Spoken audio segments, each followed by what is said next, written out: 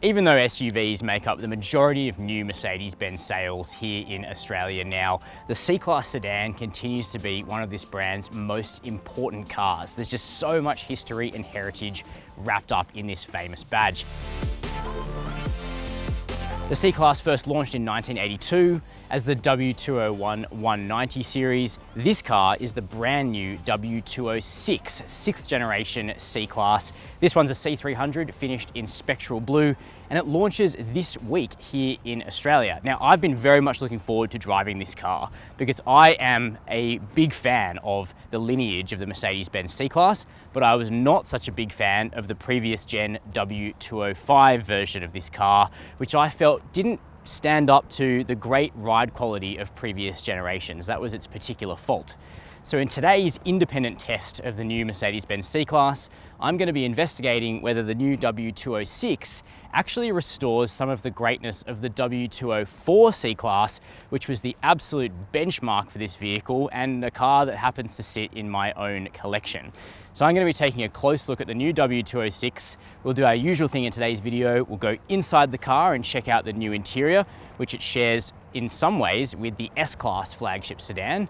We'll have a look at the back seats, check out the boot space, discuss the running costs of the C200 and C300 versions of this car, and then we'll head out onto the road for that all-important test of whether or not they've made this car more comfortable and a more rounded vehicle to drive here in Australia. But before we make a start, hit subscribe down below the video and hit that notification bell. And if at any point in today's review you feel like you've heard enough, you'd like to organise a test drive of the car, build your own C-Class and see all the colours available, or download a features brochure, I've dropped a handy link below the video. All right, onwards to the interior. Jumping inside, the new W206 C-Class reveals an interior like no C-Class has had before. It's really quite avant-garde. It's quite similar to the cabin of the new S-Class, which remains the flagship Mercedes-Benz passenger vehicle. And I think a lot of people are going to like this cabin, particularly because it ditches the tacked-on iPad effect of the previous W205 and reintegrates the screen lower down into the dashboard, which I think works to good effect.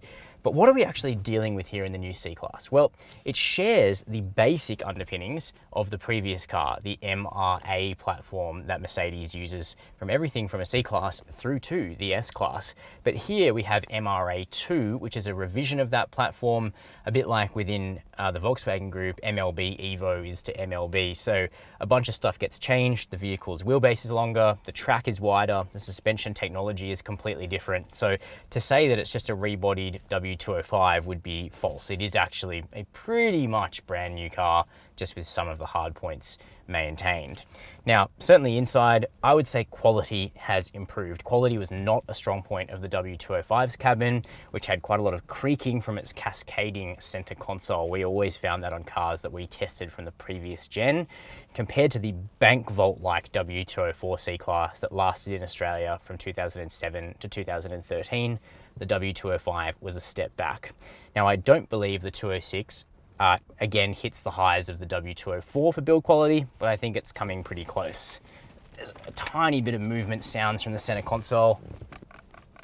If I really pull at the steering wheel, I can make it creak, but nothing like that CLS that we reviewed together recently. It does feel screwed together pretty well, this vehicle. And the functionality of the technology is okay, but not perfect. So you have this super sport wheel. It looks awesome, beautiful hub, beautiful perforated Napa leather, but the touch-based controls on the wheel are so tiny, it's really hard to get your finger placement right, particularly when you're driving down a bumpy road. Thankfully, the main touchscreen over here, 11.9 inches in size, is really easy to use, extremely responsive, clearly has a great processor behind it because it works really quickly. And even though the climate controls are in the screen, they are very responsive, big touch targets, so it's not really a problem. In front of the driver, a 12.3-inch digital instrument cluster is standard, customizable. You can put a map there, media, that works well. But again, it's linked to these fiddly buttons, so you're going to want to set it up before you depart on your trip.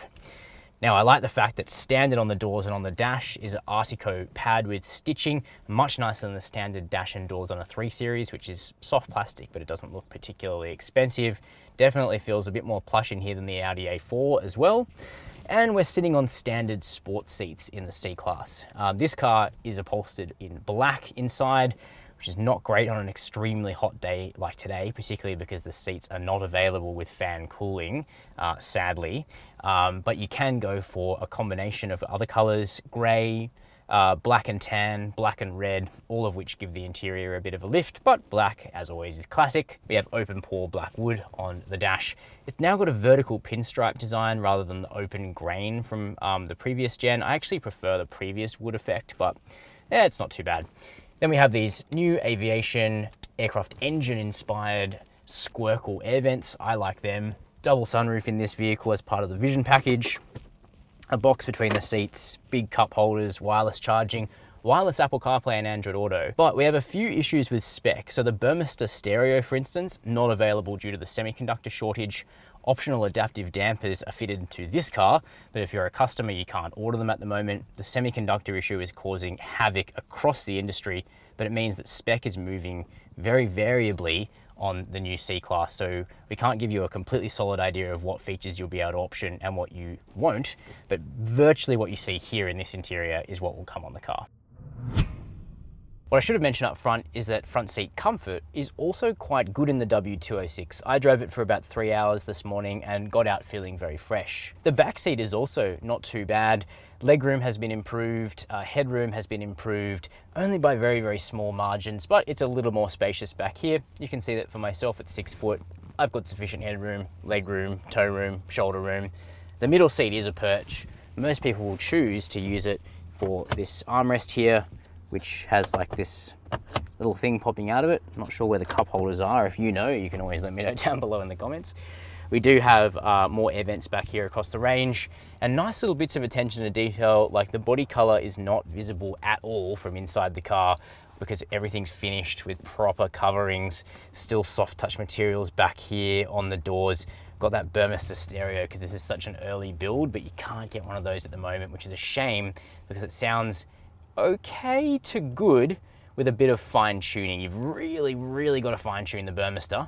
And then with the stock stereo, it lacks subwoofer punch, but if you dial the bass right up to maximum, I found it was able to render my music okay, but it will be good when the Burmester stereo comes back online for Australian buyers. If I sound a little bit confused, it's because the situation is confusing with semiconductors coming online and offline for different components on different days. It's really hard to pin down standard specs for virtually any luxury car at this point in time.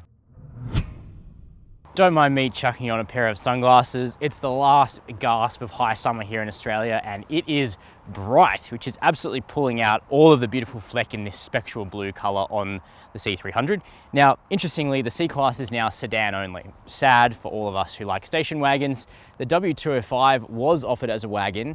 In fact, every C-Class since the W202 has had a wagon.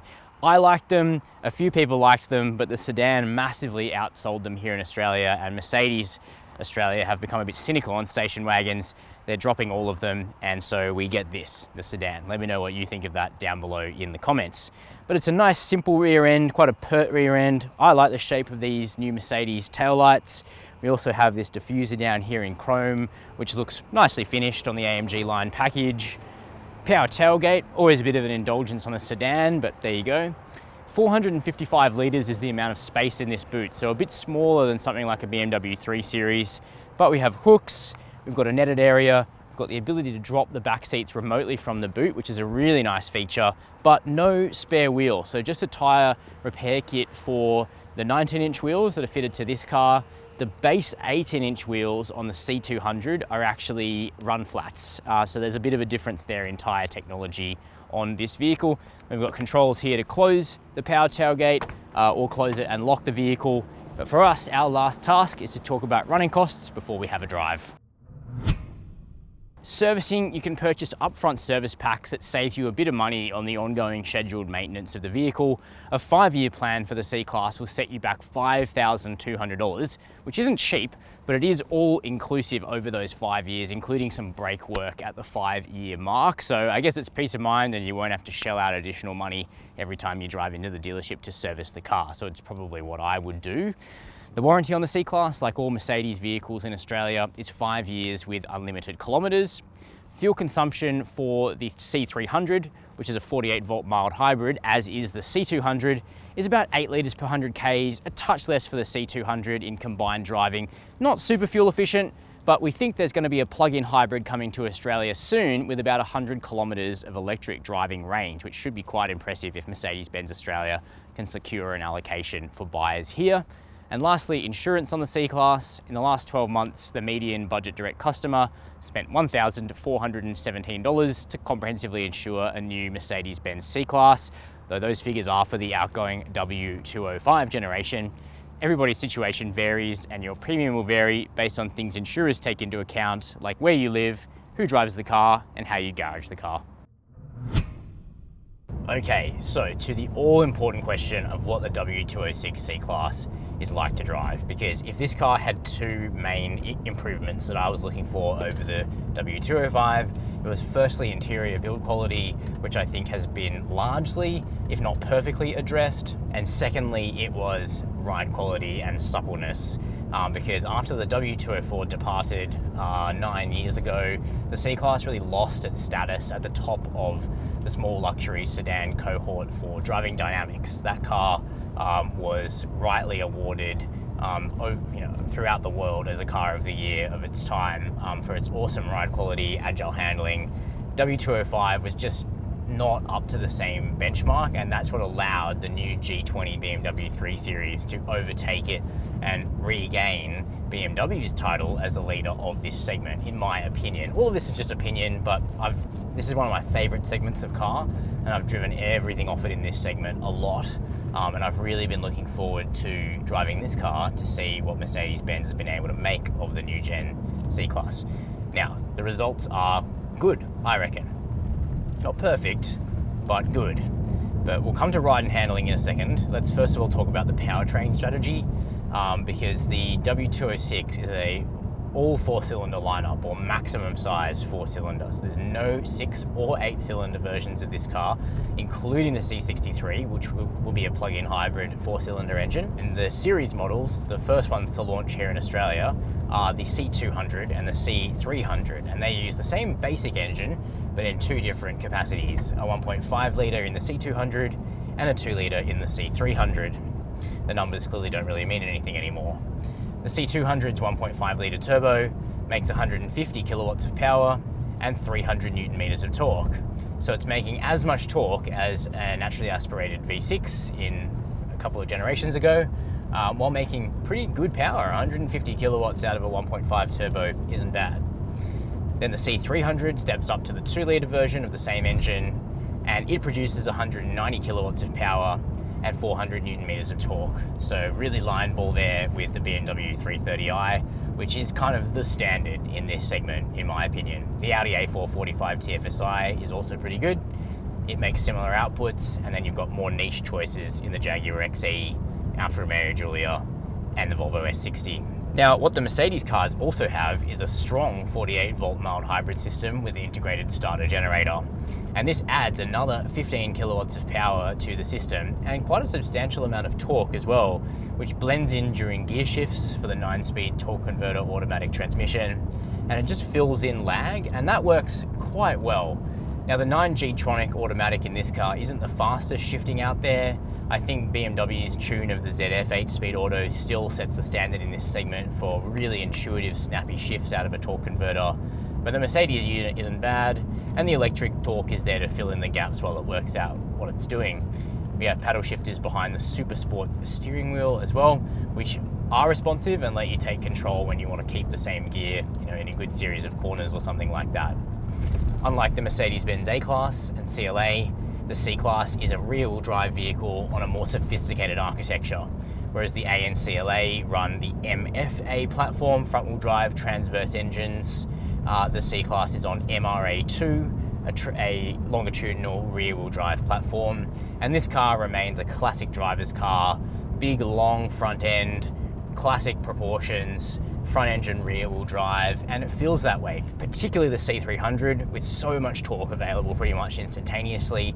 But one of my favorite things about the C200 engine, with its more modest 300 Newton meters of torque, is that you can really stay hard into the pedal of the C200 through a great series of corners, keep the engine really on the boil, keep the momentum up, not lift. The car's nice and balanced, classic rear wheel drive dynamics, a little bit of throttle steer from the rear end. It feels really good. I like the powertrains in this car, and they feel strongly rear driven.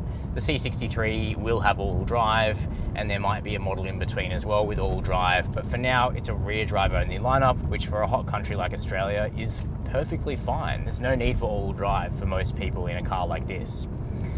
So those are the powertrains and the 48-volt system. Onto the ride and handling, which I'm very pleased to report is an improvement over the W205. I think the W206 falls about halfway between the overly firm W205 and very supple, controlled, agile W204 in terms of dynamics. So I don't believe this car has struck down the W204 as the best C-Class ever. What I want to do is a comparison with my actual car, and before you say, oh, you're biased because you have a W204, okay, I have a $13,000 shitbox. Like, we're not talking about a car that I've owned from new. It's just a vehicle in my collection of lovable old cars now. But I think that its dynamics are such a benchmark for this model. But the W206 actually gets pretty close. I really like the suspension tune of the standard suspension in particular. Usually the base suspension is a bit crap in German luxury cars these days, but I think it goes well. It's just that the suspension travel is a little bit short, and I was able to find that it was hitting bump stops a bit too quickly in mid-corner bumps here in country Victoria. Testing roads, definitely, but if you can drive around mid-corner bumps, I guess, and not hit bump stops, then it's actually really supple, nicely damped, but not perfect in that regard. Then we step up to the adaptive dampers, which are fitted to the car I'm driving now, but you can't actually order them as a customer right now because of a semiconductor shortage affecting adaptive dampers and four-wheel steering, which are part of the engineering package on this car. The adaptive dampers definitely step up the ride quality further over the standard suspension, but none of the three modes felt perfect to me. Sports Plus was unusable on Australian roads. Sport is focused with really good body control, but it introduces quite a lot of nervousness to the ride. And then Comfort is comfortable, but it's a little boaty. I actually think the standard passive suspension falls somewhere between Comfort and Sport on adaptive and ends up feeling about right, but the large bump absorption of the adaptive dampers is better. So there's, I guess, no perfect suspension package, but the point is they're both pretty good and better than most rivals. The biggest problem for the W206 C-Class remains that the G20 BMW 3 Series is perfectly suspended on adaptive dampers in the 330i, and the 206 just isn't perfect. So I think the BMW rides a bit better, but when it comes to handling balance, the Mercedes is really competitive, and I'm looking forward to doing a comparison test with the C-Class, 3 Series, A4, and perhaps one of the smaller volume competitors as well. You can let me know what you think down below, because I think this car, like its W204 predecessor, is definitely competitive. It's right up there in terms of driving dynamics, and we need to get all the cars back to back to really assess their ride in a fair, competitive environment. But there's no doubt that it's a more supple, comfortable, flexible, practical vehicle from a ride quality perspective compared to the outgoing 205, and I enjoy driving this car, and that says a lot. Safety is also really good, more processing power for things like the lane centering. The adaptive cruise control is also really smooth and blends in and out really well. And then we've got some really cool features, things like augmented reality for the satellite navigation, which feels like the next big leap in sat-nav. Mercedes have always kind of driven these advances, and then we start seeing them on other cars in other brands, but they've got an awesome augmented reality system for the nav that makes it dead easy to work out complex instructions with a live feed from the camera. I really like that, but I do think it should be here in front of you. Perhaps you can actually get that. There's quite a lot of customization in the system. I haven't wrapped my head completely around all of it yet on this first drive review, but we'll be getting a series of C-Class versions through our office for a more in-depth road test as well. So on the whole, I hope it sounds like I'm impressed, because I am. Looking forward to those deeper tests that we can do back in New South Wales on our own roads. but first impressions of this vehicle are really positive actually. It's a big improvement. It's just really hard to take down the king of this segment, which is the G23 series. So those are my first impressions of the new W206 C-Class. I've got to say, I reckon this vehicle is a noticeable improvement over the W205. It gets a revised version of the same architecture under that car, but you can see that this time around, a lot more finesse has been put into the suspension of the vehicle, both the standard passive suspension and the adaptive dampers that are currently on hold for new customer orders, sadly. For me, I actually think the most charming version of this car so far is just a base C200. The 1.5 litre turbo engine is actually enough, it feels good. The standard suspension is satisfactory, I reckon, even if the adaptive dampers do lift it a little bit further.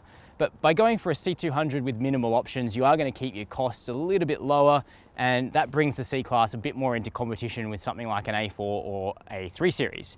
An optioned up C300 really does become very expensive, and you're getting into territory which was once reserved for cars like the V6 powered C43 AMG. Now, of course, there is the Mercedes fixed price model, which I know a lot of people are very unhappy about. You're welcome to sound off down below in the comments about your feelings on that. I'm acknowledging that it is an issue. You can't just go in and negotiate on one of these cars anymore. There's one price everywhere in Australia. Let me know what you think. While you're down there in the comments, make sure to hit subscribe, hit the notification bell. Don't forget the handy link to build your own C-Class, download a brochure, and organize a test drive. And as always, thank you for watching Chasing Cars.